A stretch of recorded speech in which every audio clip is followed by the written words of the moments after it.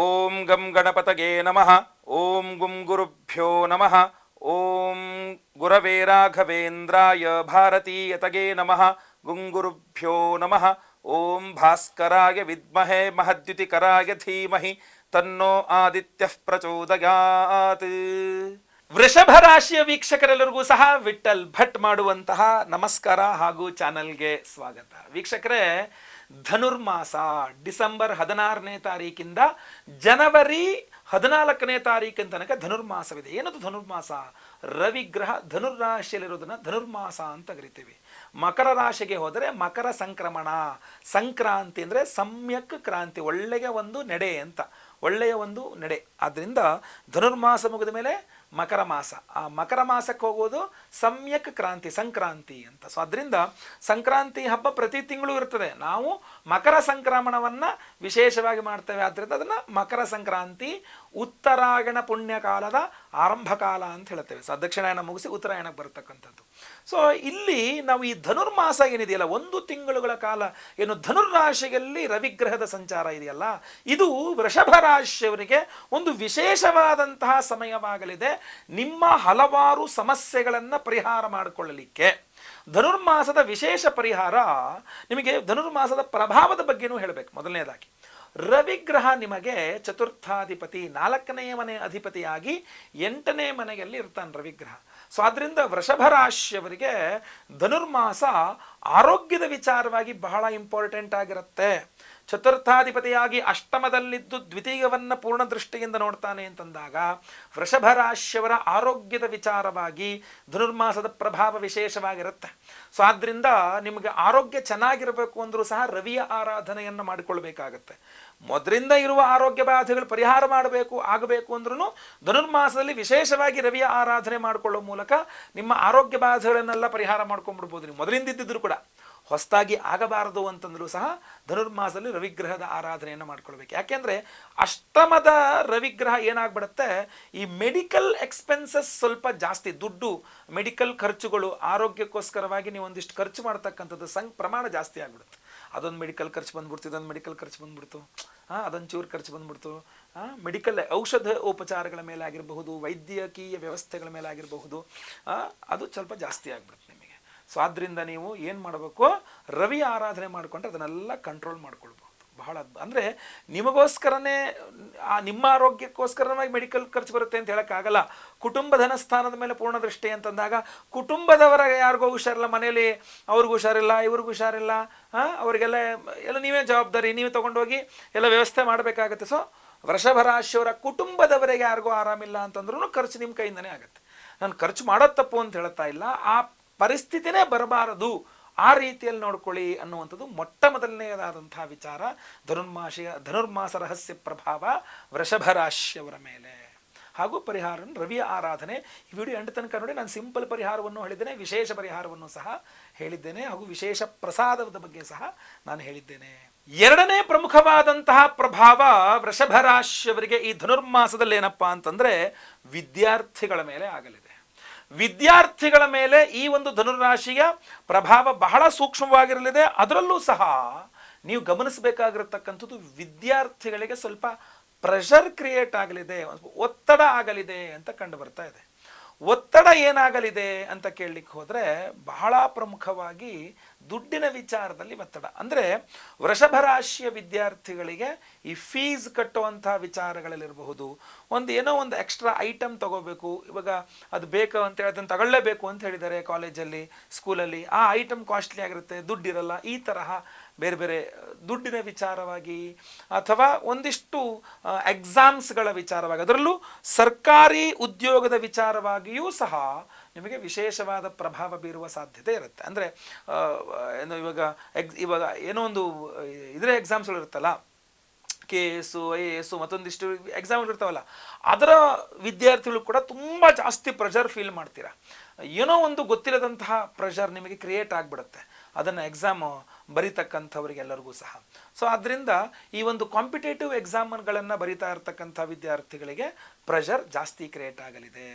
ಇನ್ನು ಧನುರ್ಮಾಸದಲ್ಲಿ ವಿವಾಹಿತ ಸ್ತ್ರೀಯರಿಗೆ ತವರು ಮನೆಯ ವಿಚಾರವಾಗಿ ಒಂದಿಷ್ಟು, ಅದರಲ್ಲೂ ಸಹ ಅಷ್ಟಮದಲ್ಲಿ ರವಿ ಸಂಚಾರ ಆದಾಗ ತವರು ಮನೆ ವೃಷಭ ರಾಶಿಯವರಿಗೆ ತವರು ಮನೆ ಹಾಗೂ ಯಜಮಾನರು ಇವರಿಬ್ಬರ ಮಧ್ಯೆ ಸ್ವಲ್ಪ ಒಂದು ಏನೋ ಹೊಂದಾಣಿಕೆ ಮಾಡಿಸುವಲ್ಲಿ ಬಹಳ ಕಷ್ಟಪಡ್ತಾರೆ. ಅಂದರೆ ವೃಷಭ ರಾಶಿಯ ವಿವಾಹಿತ ಸ್ತ್ರೀಯರು ಅವರ ತವರು ಮನೆ ಹಾಗೂ ಅವರ ಯಜಮಾನರು ಬರಲ್ಲ ಅಂತ, ನಿಮ್ಮ ತವರು ಮನೆಗೆ ಅವ್ರ ಮಾವನ ಮನೆ ಅವ್ರು ಬರಲ್ಲ ಅಂತ, ಅಥವಾ ಇವ್ರು ಯಾರೋ ಏನೋ ಹೇಳಿದ್ರು ಅಂತ ಯಜಮಾನರಿಗೆ, ನಿಮ್ಮ ತವ್ರ ಮನೇಲಿ ಯಾರೋ ಏನೋ ಹೇಳಿದ್ರು ಅಂತ ನಿಮ್ಮ ಯಜಮಾನರಿಗೆ ಬೇಸರ ಆಗಿರಬಹುದು, ಅಥವಾ ನಿಮ್ಮ ಯಜಮಾನರು ಏನೋ ಹೇಳಿದ್ರು ಅಂತ ನಿಮ್ಮ ತವ್ರ ಮನೆಯವರಿಗೆ ಬೇಜಾರಾಗಿರಬಹುದು. ಸೊ ಇವರಿಬ್ಬರ ಮಧ್ಯೆ ಸಂಧಾನ ಮಾಡಿಸುವಲ್ಲಿ, ಇವರಿಬ್ಬರ ಮಧ್ಯೆ ರಾಜಿ ಮಾಡಿಸುವಲ್ಲಿ, ಯಾಕೆಂದರೆ ಈ ಕಡೆ ಗಂಡನೂ ಬೇಕು, ಈ ಕಡೆ ಅಪ್ಪನ ಮನೆಯೂ ಬೇಕು, ಅಪ್ಪನ ಮನೆ ಮೇಲೂ ಪ್ರೀತಿ ಇರುತ್ತೆ, ಯಜಮಾನರ ಮೇಲೂ ಪ್ರೀತಿ ಇರುತ್ತೆ. ಸೊ ಇದೇನಾಗ್ಬಿಡುತ್ತೆ, ಇಬ್ಬರ ಮಧ್ಯದಲ್ಲಿ ಸಿಗಾಕೊಂಡ್ಬಿಡುತ್ತೆ. ಈಗ ಸಾಮಾನ್ಯವಾಗಿ ಈ ಏನೋ ಅತ್ತೆ ಸೊಸೆ ಜಗಳದಲ್ಲಿ ತುತ್ತ ಮುತ್ತ ಅಂತ ಅಳಿಯನ ಕತೆ ಬಹಳ ಕಷ್ಟ ಆಗ್ಬಿಡುತ್ತೆ, ಮಗನ ಕತೆ ಬಹಳ ಕಷ್ಟ ಆಗ್ಬಿಡುತ್ತೆ ಅಂತಾರಲ್ಲ, ಆ ತರಹ ಆ ಮಗ ಈ ಕಡೆ ಅಮ್ಮನ ನೋಡೋದ, ಈ ಕಡೆ ಹೆಂಡತಿ ನೋಡೋದ, ಆ ಥರ ಇದು ಉಲ್ಟಾ. ಧನುರ್ಮಾಸದಲ್ಲಿ ಏನಾಗುತ್ತೆ, ಹೆಣ್ಣು ಮಕ್ಕಳು ವಿವಾಹಿತ ಸ್ತ್ರೀಯರಿಗೆ ಈ ಸಮಸ್ಯೆ ಬಂದ್ಬಿಡುತ್ತೆ, ಯಜಮಾನರ ಅಪ್ಪನ ಮನೇನ ಅನ್ನೋ ಥರ ಆಗ್ಬಿಡುತ್ತೆ.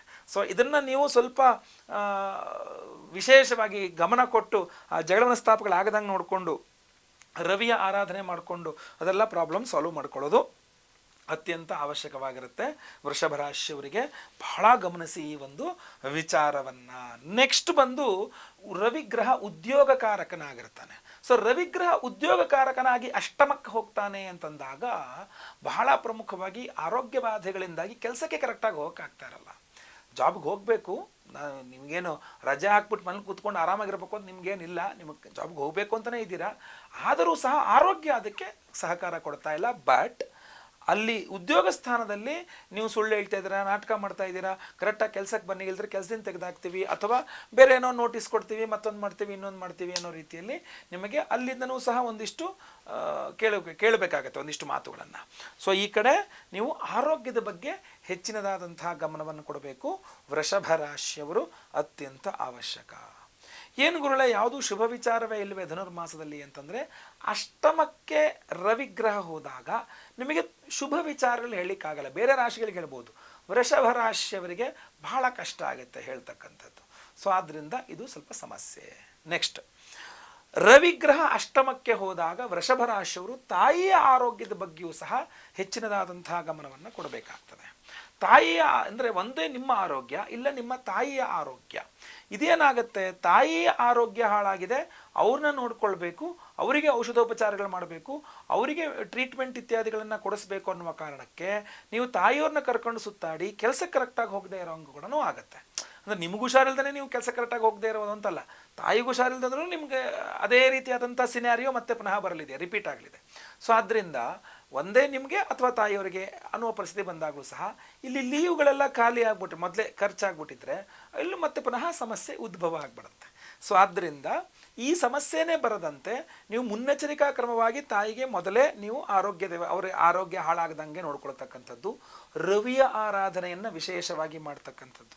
ಈ ವಿಡಿಯೋ ಎಂಡಲ್ಲಿ ಅದ್ರ ಬಗ್ಗೆ ಎಲ್ಲ ಹೇಳ್ತೇನೆ, ನೀವೇ ಈಸಿಯಾಗಿ ಮಾಡ್ಕೊಳ್ಬಹುದು. ಬಟ್ ಅದು ನೀವು ಈಸಿ ಅಂತ ನಂಬಿಕೆ ಅದನ್ನೆಲ್ಲ ಮಾಡೋಕ್ಕಾಗಲ್ಲ ಅಂತಂದರೆ ನಾವೇ ಸಹಸ್ರ ರವಿ ಶಾಂತಿ 1008 ಸಂಖ್ಯೆಯಲ್ಲಿ ರವಿಗ್ರಹಕ್ಕೆ ಹೋಮವನ್ನು ಮಾಡ್ತಾ ಇದ್ದೇವೆ, ಹಾಗೂ ವಿಶೇಷವಾದಂತಹ ಪ್ರಸಾದವನ್ನು ಸಹ ಕೊಡ್ತಾ ಇದ್ದೇವೆ, ಆಯ್ತಲ್ಲ. ಆದ್ದರಿಂದ ಈ ವಿಡಿಯೋ ಎಂಡ್ ತನಕ ನೋಡಿ, ಈ ವಿಶೇಷವಾದಂತಹ ಪ್ರಸಾದ ಹಾಗೂ ರವಿಯ ಶಾಂತಿಯ ಬಗ್ಗೆ ಹೇಳ್ತೇನೆ. ಖಂಡಿತ ವಿಡಿಯೋ ಎಂಡ್ ತನಕ ನೋಡಿ, ಸುಲಭ ಪರಿಹಾರವನ್ನು ಸಹ ತಿಳಿಸಿದ್ದೇನೆ. ಇನ್ನು ರವಿಗ್ರಹದ ಈ ಒಂದು ಸಂಚಾರದಿಂದ ವೃಷಭ ರಾಶಿಯವರಿಗೆ ಇನ್ನು ಯಾವ ರೀತಿಯಲ್ಲಿ ಅಂದರೆ ಇನ್ನೇನು ವಿಶೇಷವಾದಂತಹ ಗಮನ ಹರಿಸಬೇಕಾದಂತಹ ವಿಚಾರ ಇನ್ನೇನಿರಲಿದೆ ಅಂತ ಕೇಳಲಿಕ್ಕೆ ಹೋದರೆ, ಇಲ್ಲಿ ಲಾಭಸ್ಥಾನದ ಮೇಲೆ ಅಂದರೆ ವೃಷಭ ರಾಶಿಯವರ ಲಾಭಸ್ಥಾನದ ಮೇಲೆ ರವಿಗ್ರಹದ ದೃಷ್ಟಿ ಇರ್ತದೆ. ಸೊ ಆ ಲಾಭಸ್ಥಾನದ ಮೇಲೆ ರವಿಗ್ರಹದ ದೃಷ್ಟಿ ಅಂದರೆ, ನೀವು ವೃಷಭ ರಾಶಿಯಾಗಿ ಬಿಸ್ನೆಸ್ ಮಾಡೋರಾದರೆ ಈ ಟ್ಯಾಕ್ಸೇಷನ್ ರಿಲೇಟೆಡ್ ಆಗಿ, GST ರಿಲೇಟೆಡ್ ಆಗಿ, GST ಫೈಲಿಂಗ್ ವಿಚಾರವಾಗಿ ಅಥವಾ GST ರಿಟರ್ನ್ಸ್ ವಿಚಾರವಾಗಿ, ಒಟ್ಟು ರಿಲೇಟೆಡ್ ಟು GST ಬಿಸ್ನೆಸ್ ಮಾಡ್ತಾ ಇರ್ತಕ್ಕಂಥ ವೃಷಭ ರಾಶಿಯವರಿಗೆ GST ರಿಲೇಟೆಡ್ಡು ಅಥವಾ ಟ್ಯಾಕ್ಸೇಷನ್ ರಿಲೇಟೆಡ್ಡು, ಅಥವಾ ಬಿಸ್ನೆಸ್ ಮಾಡ್ತಾ ಇಲ್ಲ ಬೇರೆ ನಾರ್ಮಲ್ ಉದ್ಯೋಗಕ್ಕೆ ಹೋಗೋದಾದ್ರೂ ಈ ಟ್ಯಾಕ್ಸ್ ರಿಲೇಟೆಡ್ ಆಗಿ ಇನ್ಕಮ್ ಟ್ಯಾಕ್ಸ್ ಕೊಟ್ಟೋ ವಿಚಾರವಾಗಿ ಇರ್ಬೋದು, ಏನೇ ಆಗಿರಬಹುದು, ಸಾಮಾನ್ಯವಾಗಿ ಗೂಡ್ಸ್ ಆ್ಯಂಡ್ GST ಆಗೋ ಸಾಧ್ಯತೆ ಇರ್ತದೆ. ಸೊ ಇದರ ಬಗ್ಗೆ ಸ್ವಲ್ಪ ಸಮಸ್ಯೆಗಳಾಗುವ ಸಾಧ್ಯತೆ ಇದೆ. ಅದೇನು ಸಮಸ್ಯೆಗಳು, ದ್ವಂದ್ವಗಳು, ಮನಸ್ತಾಪಗಳು ಏನೂ ಆಗದಂಗೆ ನಿಯತ್ತಾಗಿ ನಿಮ್ದೇನಿದೆ ಸಮಸ್ಯೆಯನ್ನು ನೀಟಾಗಿ ಕೂತ್ಕೊಂಡು ಬಗೆಹರಿಸ್ಕೊಳ್ಳಿ. ಆಯ್ತಲ್ವಾ? ಆ ಸಮಸ್ಯೆ ಆಗದಂಗೆ ಮೊದಲಿಂದನೇ ಮುನ್ನೆಚ್ಚರಿಕೆಯನ್ನು ವಹಿಸಿಬಿಟ್ರೆ ತುಂಬ ಒಳ್ಳೆಯದು. ಜೊತೆಗೆ ರವಿಗ್ರಹದ ಆರಾಧನೆಯನ್ನೂ ಸಹ ಮಾಡ್ಕೊಳ್ತಕ್ಕಂಥದ್ದು ತುಂಬ ಇಂಪಾರ್ಟೆಂಟ್ ಆಗಿರುತ್ತೆ. ರವಿಯ ಪ್ರಭಾವವಳಿಯೇ ಆ ರೀತಿ ಇರುತ್ತೆ.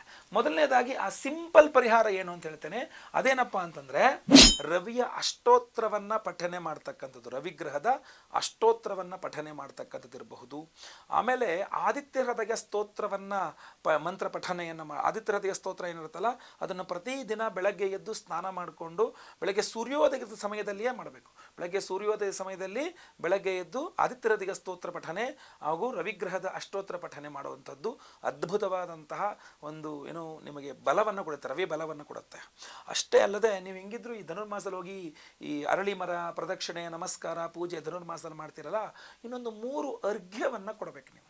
ಒಂದು ಬೆಳಗ್ಗೆ ಬೇಗ ಎದ್ದು ಸ್ನಾನ ಮಾಡಿಕೊಂಡು ಬೊಗಸೆಯಲ್ಲಿ ಒಂದು ಒಗೆದಾಕಿರುವ ಮಡಿಯ ಬಟ್ಟೆಯನ್ನು ಉಟ್ಕೊಳ್ಬೇಕು, ಕಾಟನ್ ಉಟ್ಕೊಂಡ್ರೆ ತುಂಬ ಒಳ್ಳೆಯದು.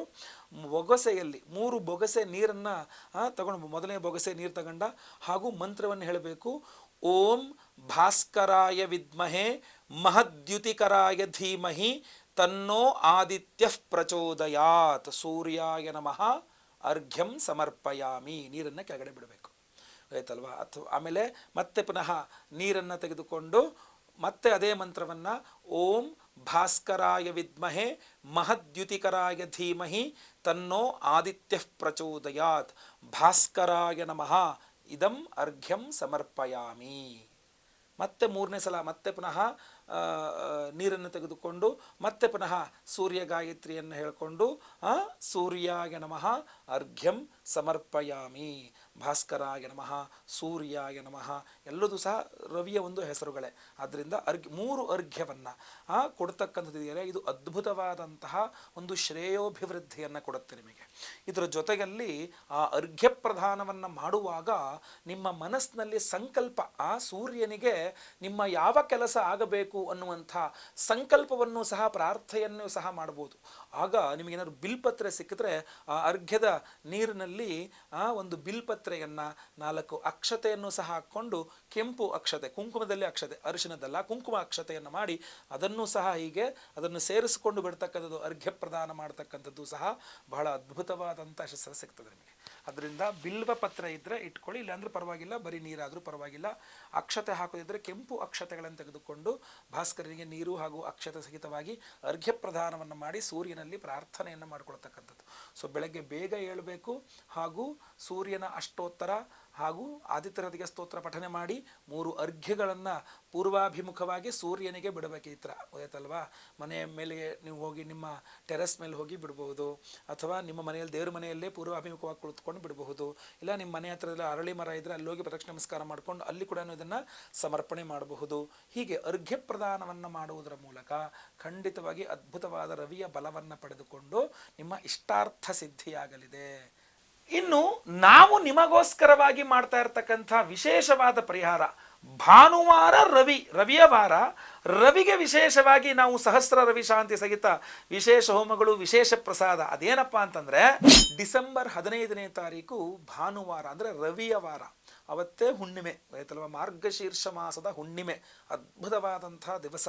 ಸೊ ಅದರಿಂದ ಅವತ್ತಿನ ದಿವಸವೇ ನಾವು 1008 ಸಂಖ್ಯೆಯಲ್ಲಿ ರವಿಗ್ರಹಕ್ಕೆ ವಿಶೇಷವಾಗಿ ಹೋಮವನ್ನು ಮಾಡ್ತಾ ಇದ್ದೇವೆ. ಅಷ್ಟೇ ಅಲ್ಲ, ಲಕ್ಷ್ಮೀನಾರಾಯಣ ಹೃದಯ ಹೋಮವನ್ನು ಮಾಡ್ತಾ ಇದ್ದೇವೆ. ಕಮಲ ಪುಷ್ಪಗಳನ್ನು ತೆಗೆದುಕೊಂಡು ಅದನ್ನು ಜೇನುತುಪ್ಪದಲ್ಲಿ ಅದ್ದಿ ಲಕ್ಷ್ಮೀನಾರಾಯಣ ಹೃದಯ ಮಂತ್ರಗಳಿಂದ ಹೋಮವನ್ನು ಮಾಡ್ತಾ ಇದ್ದೇವೆ. ಲಕ್ಷ್ಮೀನಾರಾಯಣ ಹೃದಯ ಮಂತ್ರಗಳಿಂದ ಹೋಮ ಮಾಡಿದಾಗ ಅದು ಏನು ಮಾರ್ಗಶೀರ್ಷ ಮಾಸಾನಾಂ ಮಾರ್ಗಶೀರ್ಷ ಮಹಾವಿಷ್ಣುವಿನ ಮಾಸ ಅದು. ಸೊ ಅದರಿಂದ ಅಂಥ ಅದ್ಭುತವಾದ ಮಹಾವಿಷ್ಣುವಿನ ಮಾಸದ ಮಾರ್ಗಶೀರ್ಷ ಪೌರ್ಣಿಮೆ, ಮಾರ್ಗಶೀರ್ಷ ಮಾಸದ ಹುಣ್ಣಿಮೆಯಂದು ನಾವು ಆ ವಿಶೇಷವಾಗಿ ಲಕ್ಷ್ಮೀನಾರಾಯಣ ಹೃದಯ ಹೋಮವನ್ನು ಮಾಡಿ ಸಹಸ್ರ ರವಿಶಾಂತಿ 1008 ಸಂಖ್ಯೆಯಲ್ಲಿ ರವಿಗ್ರಹಕ್ಕೆ ಹೋಮವನ್ನು ಮಾಡಿ. ಅಷ್ಟೇ ಅಲ್ಲ, ದತ್ತ ಜಯಂತಿಯೂ ಸಹ ಇರ್ತದೆ. ಸೊ ಆದ್ದರಿಂದ ಗುರು ದತ್ತಾತ್ರೇಯರ ಹೋಮವನ್ನು ಸಹ ಮಾಡ್ತಾ ಇದ್ದೇವೆ. ಜೊತೆಗೆ ಸಂತಾನ ಗೋಪಾಲಕೃಷ್ಣ ಹೋಮ, ಆಶ್ಲೇಷ ಬಲಿಪೂಜೆ, ಸರ್ಪಶಾಂತಿ ಹೋಮ, ಗುರುಶಾಂತಿ, ಶನಿ ಶಾಂತಿ ಸಹಿತ ಮಹಾನವಗ್ರಹ ಶಾಂತಿ ಹೋಮಗಳನ್ನೆಲ್ಲ ಮಾಡ್ತಾ ಇದ್ದೇವೆ. ದಯವಿಟ್ಟು ಸಂಕಲ್ಪ ಸೇವೆಗೆ ಹೆಸರು ಕೊಡೋರು ಸ್ಕ್ರೀನ್ ಮೇಲೆ ಕಾಣಿಸ್ತಾ ಇರ್ತಕ್ಕಂಥ ನಂಬರ್ಗೆ ನಿಮ್ಮ ಹೆಸರು, ಗೋತ್ರ ಗೊತ್ತಿದ್ರೆ ಗೋತ್ರ, ನಕ್ಷತ್ರ ಗೊತ್ತಿದ್ರೆ ನಕ್ಷತ್ರ, ನಿಮ್ಮ ರಾಶಿ ಹಾಗೂ ನಿಮ್ಮ ವಿಳಾಸಗಳನ್ನು ವಾಟ್ಸಪ್ ಮಾಡ್ಕೊಳ್ಬಹುದು. ಈ ಬಾರಿಯ ವಿಶೇಷವಾದಂತಹ ಪ್ರಸಾದ ಏನು ಗೊತ್ತಾ? ನಾವು ವರ್ಷಕ್ಕೆ ಇಡೀ ವರ್ಷದ ಒಂದು ನ್ಯೂ ಇಯರ್ ಗಿಫ್ಟ್ ಥರ ಇರಬೇಕು, ಇಡೀ ವರ್ಷ ಧಾರಣೆ ಮಾಡ್ಕೊಳ್ಳೋಕೆ ಅನುಕೂಲವಾಗಬೇಕು ಅಂತ ಒಂದು ಅದ್ಭುತವಾದಂತಹ ಉಪರತ್ನಗಳ ನವರತ್ನ ಮಾಲೆಯನ್ನು ಕೊಡ್ತಾ ಇದ್ದೇವೆ. ಇದನ್ನು 2023ನೇ ಇಸ್ವಿಯಲ್ಲಿ ಒಂದು ಸಲ ಕೊಟ್ಟಿದ್ವಿ. ಯಾಕೆಂದರೆ ಉಪರತ್ನಗಳ ಮಾಲೆ ವರ್ಷಕ್ಕೊಮ್ಮೆ ಆದರೂ ಅದನ್ನು ಬದಲಾಯಿಸ್ಕೊಳ್ಬೇಕು. ಇದು ಮತ್ತೆ ಪುನಃ ಹೊಸದಾಗಿ ನಾವು ಒಂದು ಉಪರತ್ನಗಳ ಒರಿಜಿನಲ್ ಉಪರತ್ನಗಳ ನವರತ್ನ ಮಾಲೆ, ಉಪರತ್ನಗಳ ನವರತ್ನ ಮಾಲೆಯನ್ನು ನಾವು ಕೊಡ್ತಾ ಇದ್ದೇವೆ. ಇದು ಪ್ರತಿಯೊಬ್ಬರೂ ಸಹ ಧಾರಣೆ ಮಾಡ್ಕೊಳ್ಬಹುದು. ನನ್ನ ಜಾತಕದಲ್ಲಿ ಆ ಗ್ರಹ ಸರಿ ಇಲ್ವೇನೋ, ಈ ಗ್ರಹ ಸರಿ ಇಲ್ವೇನೋ, ಇದು ಆ ಥರ ತೊಂದರೆ ಇಲ್ಲ. ಯಾವುದೇ ಗ್ರಹ, ಯಾವುದೇ ರಾಶಿ, ಯಾವುದೇ ನಕ್ಷತ್ರದವರಿದ್ದರೂ ನವರತ್ನಗಳನ್ನು ಪ್ರತಿಯೊಬ್ಬರೂ ಸಹ ಧಾರಣೆ ಮಾಡ್ಕೊಳ್ಬಹುದು.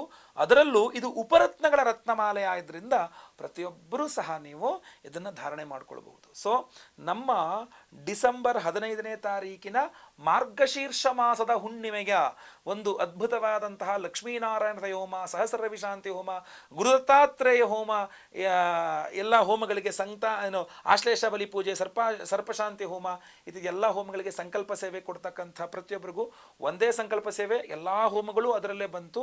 ಒಬ್ಬರಿಗೆ ಒಂದು ಪ್ರಸಾದ ಸ್ವರೂಪವಾಗಿ ಒರಿಜಿನಲ್ ಉಪರತ್ನಗಳ ನವರತ್ನ ಮಾಲೆಯನ್ನು ಕೊಡ್ತಾ ಇದ್ದೇವೆ. ದಯವಿಟ್ಟು ಸಂಕಲ್ಪ ಸೇವೆಗೆ ಹೆಸರು ಕೊಡೋರು ಸ್ಕ್ರೀನ್ ಮೇಲೆ ಕಾಣಿಸ್ತಾ ಇರತಕ್ಕಂಥ ನಂಬರ್ಗೆ ನಿಮ್ಮ ಹೆಸರು, ಗೋತ್ರ ಗೊತ್ತಿದ್ರೆ ಗೋತ್ರ, ನಕ್ಷತ್ರ ಗೊತ್ತಿದ್ರೆ ನಕ್ಷತ್ರ, ನಿಮ್ಮ ರಾಶಿ ಹಾಗೂ ನಿಮ್ಮ ವಿಳಾಸಗಳನ್ನು ವಾಟ್ಸಪ್ ಮಾಡ್ಕೊಳ್ಳಿ. ಅವತ್ತಿನ ದಿವಸ ಲೈವಲ್ಲಿ ನಿಮ್ಮ ಹೆಸರು ಸಂಕಲ್ಪ ಆಗುತ್ತೆ. ಎಲ್ಲ ಹೋಮಗಳು ಲೈವ್ ನೋಡ್ತೀರಾ. ಹಾಗೂ ಪ್ರಸಾದ ಸ್ವರೂಪ ಎಲ್ಲ ಹೋಮಗಳ ಭಸ್ಮ, ನಾಗಾರಾಧನೆ, ಅರಿಶಿನ ಪ್ರಸಾದ ಹಾಗೂ ಒರಿಜಿನಲ್ ಉಪರತ್ನಗಳ ನವರತ್ನ ಮಾಲೆ ಪ್ರತಿಯೊಬ್ಬರಿಗೂ ಸಹ ನಾವು ಸ್ಪೀಡ್ ಪೋಸ್ಟ್ ಮೂಲಕ ನಾವು ಕಳುಹಿಸಿಕೊಡುವ ವ್ಯವಸ್ಥೆಯನ್ನು ಮಾಡಲಿದ್ದೇವೆ. ಸೊ ದಯವಿಟ್ಟು ಸಂಕಲ್ಪ ಸೇವೆಗೆ ಹೆಸರು ಕೊಡೋರು ಬೇಗ ಬೇಗ ನಿಮ್ಮ ಹೆಸರು, ಗೋತ್ರ, ನಕ್ಷತ್ರ, ರಾಶಿ, ವಿಳಾಸ ಎಲ್ಲದೂ ಸಹ ಏನು ಗೊತ್ತಿದ್ರೆ ಅದು ಸ್ಕ್ರೀನ್ ಮೇಲೆ ಕಾಣಿಸೋ ನಂಬರ್ಗೆ ವಾಟ್ಸಪ್ ಮಾಡ್ಕೊಳ್ಳಿ ಬೇಗ. ಯಾಕಂದರೆ ಲಿಮಿಟೆಡ್ ಸ್ಟಾಕ್ ಇರ್ತದೆ. ಸೊ ಖಾಲಿ ಆಗೋಯಿತು ಅಂತಂದರೆ ಮತ್ತೆ ಪುನಃ ನಾವು ಸಿದ್ಧಪಡಿಸ್ಲಿಕ್ಕೂ ಆಗಲ್ಲ ಅದನ್ನು ಬೇಗ. ಸೊ ಅದರಿಂದ ಬೇಗ ಬೇಗ ಯಾರು first come first serve basis ಥರ ನಿಮಗೆ ಖಂಡಿತವಾಗಿ ಕೊಡ್ತೇವೆ. ಬೇಗ ವಿವರಗಳನ್ನು ಸಂಕಲ್ಪ ಸೇವೆಗೆ ಕೊಡಬಹುದು. ಒಳ್ಳೆಯದಾಗಲಿ. ವಿಡಿಯೋ ಇಷ್ಟ ಆದರೆ ದಯವಿಟ್ಟು ಲೈಕ್ ಮಾಡ್ಲಿಕ್ಕೆ ಮರಿಬೇಡಿ. ವಾಟ್ಸಪ್, ಫೇಸ್ಬುಕ್, ಮೆಸೆಂಜರ್, ಟೆಲಿಗ್ರಾಮ್ ಎಲ್ಲ ಕಡೆ ಸಾಮಾಜಿಕ ಜಾಲತಾಣಗಳಲ್ಲಿ ವಿಡಿಯೋನ ಶೇರ್ ಮಾಡ್ಲಿಕ್ಕೆ ಮರಿಬೇಡಿ. ಇನ್ನು ಸಬ್ಸ್ಕ್ರೈಬ್ ಮಾಡ್ಕೊಳ್ಳಿಲ್ಲ ಅಂದರೆ ಕೆಳಗಡೆ ಸಬ್ಸ್ಕ್ರೈಬ್ ಅಂತ ಬರುತ್ತೆ, ಸಬ್ಸ್ಕ್ರೈಬ್ ಮಾಡ್ಕೊಳ್ಳಿ. ಬೆಲ್ ಬಟನ್ ಬರುತ್ತೆ, ಬೆಲ್ ಬಟನ್ ಕ್ಲಿಕ್ ಮಾಡಿ ಆಲ್ ಅಂತ ಮಾಡ್ಲಿಕ್ಕೆ ದಯವಿಟ್ಟು ಮರಿಬೇಡಿ. ಫೇಸ್ಬುಕ್ಕಲ್ಲಿ ನಮ್ಮ ವಿಡಿಯೋ ನೋಡ್ತಾ ಇದ್ರೆ ಅಂದರೆ ನಮ್ಮ ಪೇಜ್ನ ಫಾಲೋ ಮಾಡಲಿಕ್ಕೆ ಮರಿಬೇಡಿ. ಮುಂದುವರೆದಲ್ಲಿ ಮತ್ತೆ ಪುನಃ ಸಿಗ್ತೇನೆ. ಎಲ್ಲರಿಗೂ ಸಹ ಒಳ್ಳೆಯದಾಗಲಿ. ಲೋಕ ಸಮಸ್ತ ಸುಖಿನೋ ಭವಂತು. ನಾರಾಯಣ ನಾರಾಯಣ ನಾರಾಯಣ.